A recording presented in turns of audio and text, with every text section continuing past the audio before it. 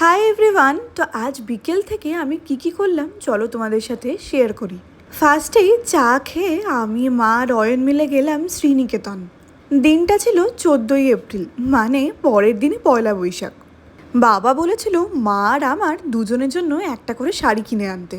আর আমরা যখন শাড়ির দোকানে যাই একটা করে কিনে কি আর মন ভরে?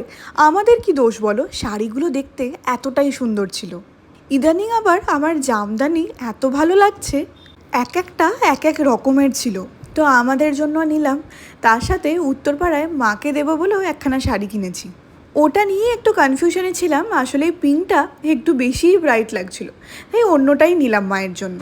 প্রচুর শপিং করেছি, বাড়ি গিয়ে তোমাদের এক এক করে সব দেখাচ্ছি। আগে বাড়ি যাব, ফ্রেশ হব, ডিনার করব, তারপর সব কিছু। আর অয়ন আমাকে অনেক দিন ধরেই একটা সিরিজ দেখার কথা খুব বলছিল। তো সায়ন একদিকে খেলা দেখছে আর আমরা সবাই মিলে কোল্ড ড্রিঙ্কস খেতে খেতে দেখা শুরু করলাম খাকি দ্য বিহার চ্যাপ্টার। আমার তো দারুণ লাগলো, পুরো সিরিজটা আমি কমপ্লিট করে ফেলেছি। এরপর চলো তোমাদের কি শাড়ি এনেছি সেগুলো দেখাই।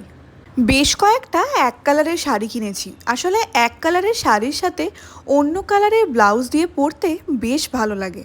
শাড়িগুলোর নাম জিজ্ঞাসা করলে হয়তো আমি বলতে পারবো না, কিন্তু দেখতে এক একটা এক এক রকমের সুন্দর। তো ফাইনালি আমাদের শাড়ি শপিং করা শেষ হলো। টাটা।